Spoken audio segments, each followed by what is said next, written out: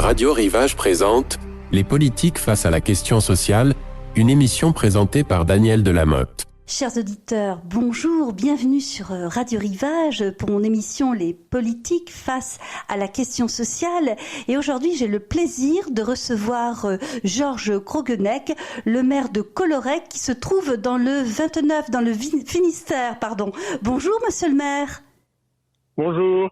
Merci d'avoir accepté mon invitation à mon micro de Radio Rivage. Je vous en prie, il n'y a pas de souci. Plaisir donc de vous recevoir pour nos auditeurs. Alors, j'avais lu un article dans le Télégramme vous concernant où vous évoquiez le sort d'une école, votre école, que vous avez sauvée en rendant la cantine gratuite. Pouvez-vous raconter cette histoire à nos auditeurs ? En fait, la rentrée scolaire, donc c'est la troisième cette année depuis la création de l'école publique en 2021. Oui. Et c'est une grande satisfaction pour la commune et pour la municipalité d'avoir réussi à conserver l'école. Donc la gratuité de la cantine a été reconduite également pour la troisième année consécutive. Oui. La garderie également est gratuite le matin. À partir de 7h30 et payante après 17h à un tarif très modéré, 50 centimes d'euros la demi-heure par enfant. Alors c'est une aide très importante pour les familles, pardon. Oui. En 2021, on avait proposé la gratuité puisque nous étions pris par des délais très courts pour la création de l'école. Elle s'est faite en 2 mois et demi pratiquement. Eh bien. Donc, se posait le problème de la cantine. Donc, nous avions reconduit par mesure d'urgence la formule de portage de repas par une centrale de restauration. Et cela nous a paru intéressant de motiver les parents et de les remercier également, du moins ceux qui nous ont suivis dans cette création d'école en leur mettant la gratuité de la cantine. D'accord. Alors ça doit être accueilli avec beaucoup de joie et d'enthousiasme par les familles concernées. Oui. C'est sûr que c'est quand même un petit plus pour les familles, hein. Avec un coût d'environ 3 euros par jour, le repas. Et également compris le goûter pour les enfants en garderie. Donc on calcule à peu près 3 euros par repas et par jour. Ça fait en gros pour une année scolaire 430 euros pour un enfant et pour une année. Donc c'est quand même une aide assez conséquente pour certains ménages. Imaginez quand il y a 2 ou 3 enfants de scolariser. Alors vous dites c'est la troisième rentrée, pardon, vous dites monsieur le maire c'est la troisième rentrée et c'est une rentrée spéciale cette année avec le problème de l'inflation. Ah, c'est sûr que les familles doivent faire face à l'augmentation du coût de la vie, conditionnée par l'inflation. Pour autant, nous n'avons pas de situation vraiment catastrophique de ce point de vue-là, mais nous restons quand même vigilants. Ouais. Alors, une école dans une commune, c'est capital pour garder le dynamisme d'une commune. Ah, c'est indispensable, hein. Je me voyais pas continuer le mandat sans une école à Collorec, hein. Elle n'aurait plus d'attractivité pour les jeunes ménages. Il faut savoir quand même que depuis 2019, il y a à peu près pour 650 habitants, 120 habitations qui ont ou trouvé preneur ou un changement de propriétaire. Donc c'est quand même un bouleversement et il est clair que si l'école avait disparu, je ne pense pas que ces jeunes couples-là seraient restés là. En fait, vous voulez dire que ça confère une attractivité à votre commune? Ah oui, tout à fait. Hein. Tout à fait. D'ailleurs, aujourd'hui, le parc immobilier en vente, il est quasi inexistant. Ouais. Alors, à cette rentrée, Monsieur le maire, on dit voilà, l'inflation est record. On entend beaucoup de témoignages concernant la rentrée dans certaines villes et communes qui est gangrenée par la violence, les difficultés familiales, relationnelles. Les communes rurales de Bretagne semblent échapper à ce constat dramatique concernant le bien vivre ensemble. Que pouvez-vous dire de votre commune, Monsieur le maire? Comment vous vivez cette rentrée? En fait, on la vit relativement bien, relativement d'une façon sereine. Hein. Il n'y a pas de gros problèmes.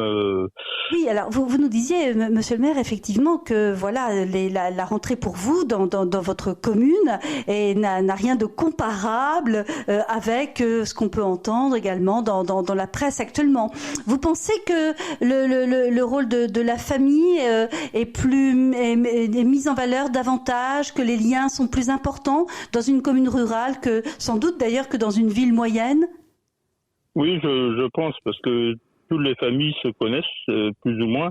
Oui. Et donc, c'est vrai que les problèmes nous seraient remontés ici assez rapidement s'il y en avait.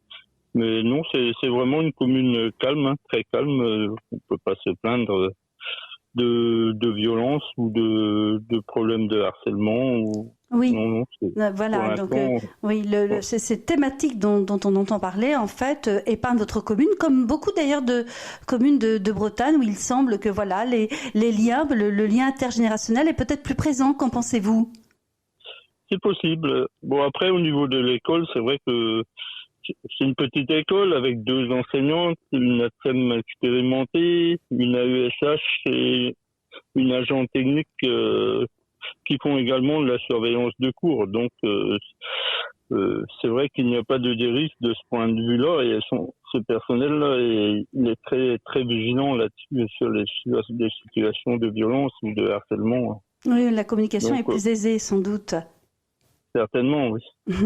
Alors, on a évoqué la rentrée scolaire, le logement. Vous nous dites que voilà, votre commune vit un certain dynamisme. Quelles sont vos priorités, Monsieur le maire, pour cette rentrée? Alors, la priorité, c'est toujours les mêmes. Déjà, rester à une fiscalité relativement faible, notamment en ce qui concerne la part communale de la fiscalité foncière, avec des taux d'imposition parmi les plus bas du centre-Bretagne. Oui. Ensuite, soutenir nos commerçants, là, puisque il y a un restaurant qui a été repris au mois de janvier. Et donc, dans un local commercial construit par la commune il y a 5 ans. Et donc, avec également une aide à l'installation, 3 mois de loyer gratuit, un loyer modéré, 420 € à peu près par mois, et la mise à disposition gratuite d'une licence 4 qui nous appartient. Et là, il y a un deuxième commerce, bar multiservice, qui ouvre courant octobre, et là aussi nous mettons à disposition une autre licence 4 pour aider à la reprise de ce commerce. Alors en fait, un maire doit s'investir dans la création de commerce et en tout cas faciliter l'installation de commerce pour que sa commune reste attractive encore une fois et dynamique. Comme je le dis, dans une petite commune, nous n'aurons que ce que nous nous donnons les moyens d'avoir. Donc, oui. À partir de ce moment-là, bon, heureusement, notre situation financière le permet, mais oui.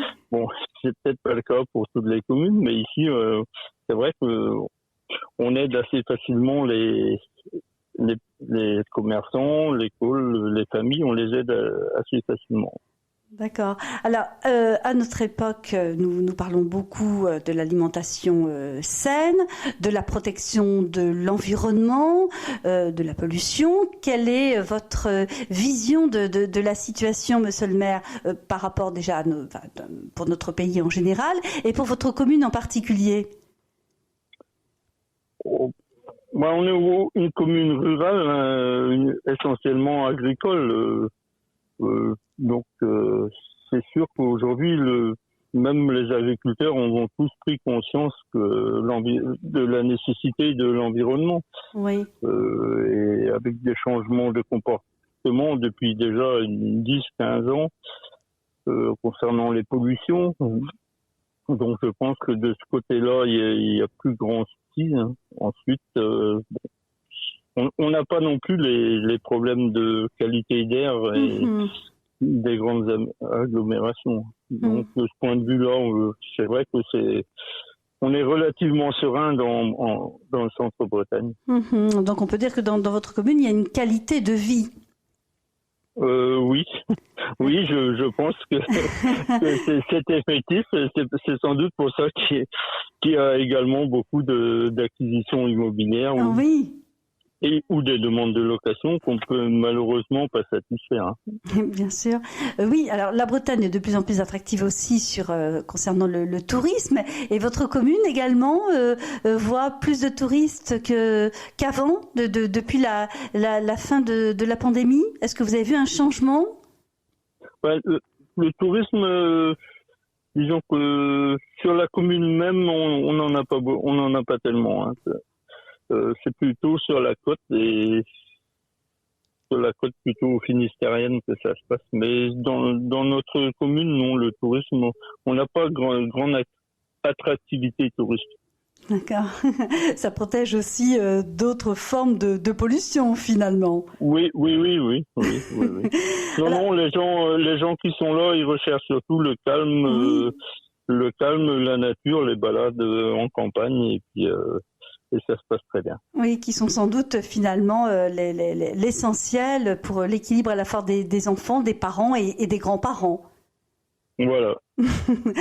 Alors, à chacune de mes interviews, monsieur le maire, je pose une carte blanche, je propose une carte blanche à mon invité pour lui permettre d'évoquer un sujet que nous n'aurions pas abordé pendant cette interview. Quelle est cette carte blanche pour vous, Georges Croquenec ? C'est surtout une préoccupation pour moi comme pour les autres maires, notamment dans le centre Finistère, c'est l'accès aux soins dans le désert médical que nous connaissons. Hein. Oui. Que ce soit en médecine générale, en médecine dentaire ou paramédicale. Et cette situation, elle est un peu aggravée par les menaces qui pèsent sur l'hôpital public de Carhaix, qui est l'hôpital de proximité. Oui. Avec des tentatives de fermeture de la maternité, de fermeture de lits. Cet été, la fermeture des urgences pendant 2 mois, avec seulement une réouverture en septembre en urgence de jour. Donc, c'est un travail de sape de la haute administration et de l'ARS, je pense, qui a pour but à terme la fermeture de l'hôpital. Et ça serait vraiment très, très dommage et très, très grave d'ailleurs pour... Alors ça, c'est un sujet local, un sujet national, mais qui impacte finalement tout le territoire, des villes aux petites communes. Donc ça, c'est un sujet qui vous préoccupe. Énormément, parce que lorsque des gens viennent s'installer à Collorec, la première chose, où il est le médecin? Oui. On n'a pas de réponse à leur donner, malheureusement. Nos médecins, que ce soit dans les communes voisines, sont surchargés de travail. Oui. Ils ont entre 1500 à 2500 clients ils sont saturés, donc c'est vraiment le problème. Alors quelles sont les possibilités qu'un maire a pour justement faire face à cette situation? Quels sont vos moyens d'action? Nous sommes totalement démunis, totalement démunis, et c'est bien là le problème. C'est pour ça que nous reposons sur le maintien de l'hôpital de Carhaix, et nous nous battons avec les jeunes maires, les élus, pour conserver cette proximité-là. Donc la communication avec les autres élus, ça c'est important. Oui, bien sûr. Et puis nous nous battons, et il y a des réunions, il y a des manifestations pour le maintien de cet hôpital. et nous continuerons à nous battre et à résister à cette tentative de fermeture. D'accord. Et peut-être aussi alerter le ministre de la Santé. Oh, c'est déjà fait. C'est déjà fait. C'est déjà fait avec mes collègues de Carré. Oui. D'accord, donc force de proposition, acteur de la vie quotidienne et en proximité avec les habitants. Donc le rôle de maire, il est essentiel et incontournable. Ah bah c'est sûr que aujourd'hui la proximité, que ce soit pour l'administratif, le social, elle est importante, hein, et c'est là qu'on voit l'importance des petites communes, ou des communes, hein, puisque c'est vraiment le premier relais pour les gens, pour les gens pour leur démarche ou bien leurs besoins. Hein. C'est la proximité, c'est la simplicité, et puis voilà. Oui, beaucoup de sondages rappellent que pour chaque Français, le maire reste l'élu préféré. Et donc ça doit donner également aussi beaucoup de responsabilités, et c'est assez prenant comme rôle d'être maire. Effectivement, c'est prenant, mais après, bon, voilà, on l'a voulu, et puis ma foi, c'est pas. On s'y fait très bien. Écoutez, les auditeurs entendent un maire heureux. Quand on a une bonne équipe, et puis voilà, il n'y a pas de souci. Hein. Que ce soit une bonne équipe de personnel ou d'élus, il n'y a pas de souci. Hein. Ça roule bien. Un travail d'équipe, travailler ensemble autour de sujets du quotidien et qui sont importants pour le présent des enfants et leur avenir également. Ah oui, tout à fait. La famille, qui est un thème tellement débattu, mais une réalité aussi forte et très importante en Bretagne. Ah oui. En Bretagne, la notion de famille, est sacrée. Elle est sacrée. Écoutez, c'est sur cette expression très belle, Georges Croquenec, que nous allons terminer notre interview. Je tiens à vous remercier pour votre disponibilité et l'accueil de Radio Rivage pour cette interview. Il n'y a pas de souci, au contraire, c'est un plaisir. Plaisir partagé. Merci également pour nos auditeurs. Je remercie Marie-Noël, Sophie et Virginie qui m'ont aidé à préparer cette interview. Je remercie Bertrand qui s'occupe du son, du montage, de la technique et qui m'accompagne à chaque émission. Merci beaucoup Georges Croquenec, maire de Collorec dans le Finistère. Je vous en prie, bonne soirée. Bonne soirée. À bientôt, chers auditeurs de Radio Rivage, pour mon émission Les politiques face à la question sociale. C'était Les politiques face à la question sociale, une émission animée par Daniel Delamotte. Motte.